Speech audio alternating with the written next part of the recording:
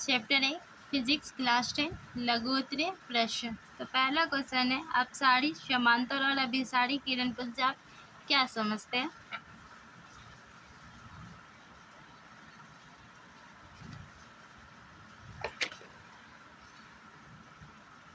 तो देखिए, अपसारी किरण पुंज में क्या होता है, इस प्रकार के किरण पुंज में प्रकाश की किरणें एक बिंदु स्रोत से मिलकर फैलती चली जाती है। इस बिंदु स्रोत से मिलेगी सारी प्रकाश की किरणें और यहाँ से क्या होगी, फैलना स्टार्ट हो जाएगा। जबकि समांतर किरण पुंज, ऐसे किरण पुंज में प्रकाश की किरणें एक दूसरे की क्या होती है, समांतर चलती है।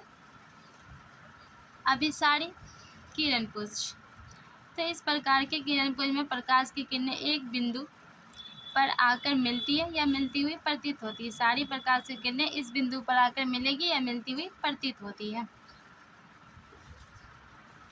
पारदर्शी, पारदर्शी और अपारदर्शी वस्तुओं में अब अंतर बताना है। तो देखिए, पहले लेते हैं पारदर्शी। तो वे पदार्थ जिनसे किरण एक बिंदु पर आकर मिलती है, कांच, हवा, पानी आदि, इससे क्या होगा, मानिए यहाँ कोई भी वस्तु अगर हम यहाँ पे रखा हुआ है और यहाँ से देखते हैं तो दिखेगा, ठीक है, आर पार। पारभासी, तो वे पदार्थ जो उन पर पड़ने वाली प्रकाश के एक छोटे से ही भाग को अपने से होकर जाने देती है, जैसे घिसा हुआ कागज। जैसे यहाँ पे कुछ मान लीजिए घिसा हुआ कांच है या कागज है, अगर हम यहाँ से कुछ भी देखना चाहेंगे, यहाँ पे वस्तु रखा और यहाँ से देखेंगे तो हमें क्या होगा, थोड़ी थोड़ी ही दिखाई देगी। अपारदर्शी, वह पदार्थ जो प्रकाश को अपने से होकर नहीं जाने देती, ठीक है, जैसे कि लोहा। लोहा के आर पार हम कोई वस्तु है तो उसे हम नहीं देख सकते। लोहा, पत्थर, लकड़ी आदि। क्वेश्चन नंबर 3 है, प्रकाश के परावर्तन के नियमों को लिखें। तो प्रकाश के परावर्तन के दो नियम है, आपतित किरण, परावर्तित किरण तथा आपतन बिंदु पर खींचा गया अभिलंब, तीनों एक ही तल में होता है। जैसे कि यहाँ पे देखिए, यहाँ से एक किरण आ रहा है, आपतित किरण, इसके बाद यहाँ परावर्तित होगा और ये ही होगा अभिलंब, ठीक है। तो ये तीनों ही क्या है, एक ही तल पे है। तल मतलब एक ही तल पे बना हुआ है।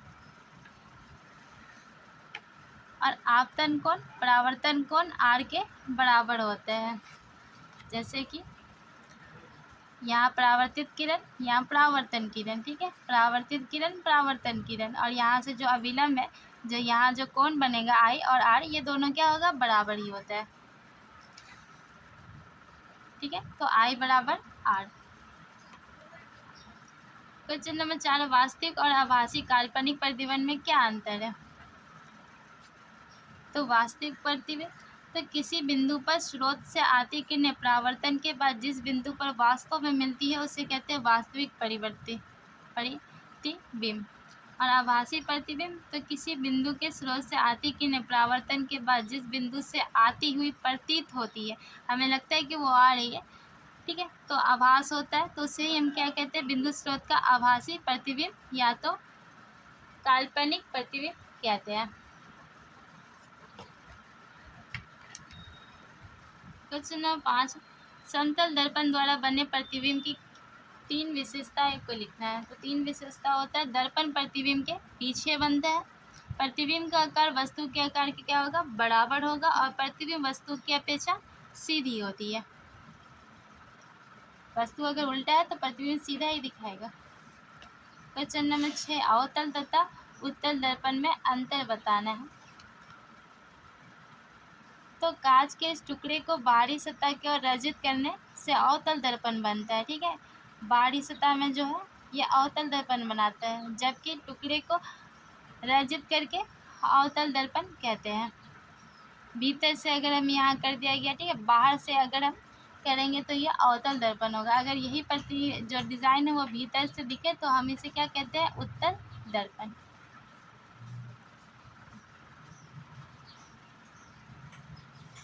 क्वेश्चन नंबर 7 है, गोलीय दर्पण की वक्रता त्रिज्या से आप क्या समझते हैं, क्या तात्पर्य है? तो वक्रता त्रिज्या, तो गोलीय दर्पण जिस गोले का भाग होता है ना, उसकी त्रिज्या को दर्पण का वक्रता त्रिज्या कहते हैं।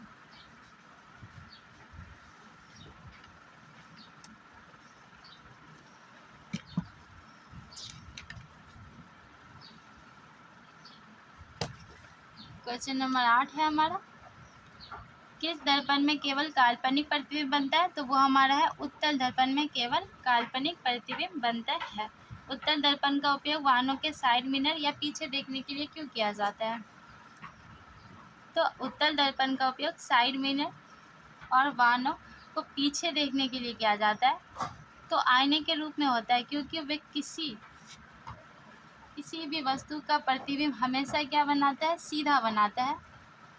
यद्यपि वो छोटा होता है, प्रतिबिंब छोटा होता है, इनका दृष्टि क्षेत्र विस्तृत होता है, मतलब प्रतिबिंब छोटे छोटे बनेंगे पर पीछे के सारे चीज़ को यहाँ पे कवर कर लिया जाता है। ठीक है, तो उत्तल दर्पण से वाहन चालक अपने पीछे के बहुत बड़े क्षेत्र को देख पाता है।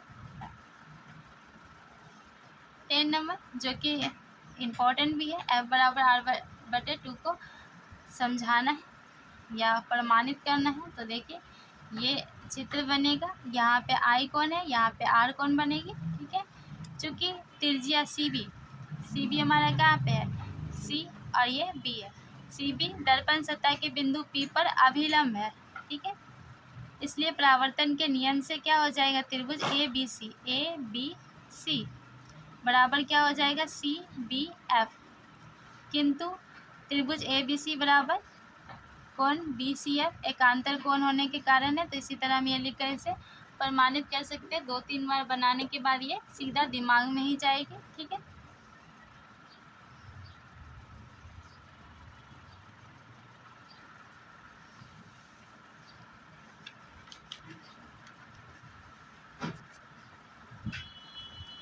अब 11 है, अनंत और वक्रता किरण के बीच रखी वस्तु का अवतल दर्पण से बने प्रतिबिंब का एक स्वच्छ चित्र बनाना है। तो ये वाली चित्र बनेगी।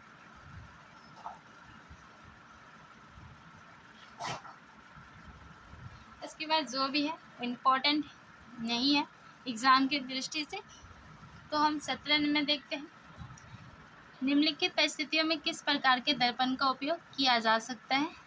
उनका नाम बताइए। जैसे कार के हेडलाइट में हम अवतल दर्पण का उपयोग करते हैं, वाहनों के साइड मिरर या पीछे देखने के लिए हम उत्तल दर्पण का उपयोग करते हैं, और सौर भट्टी में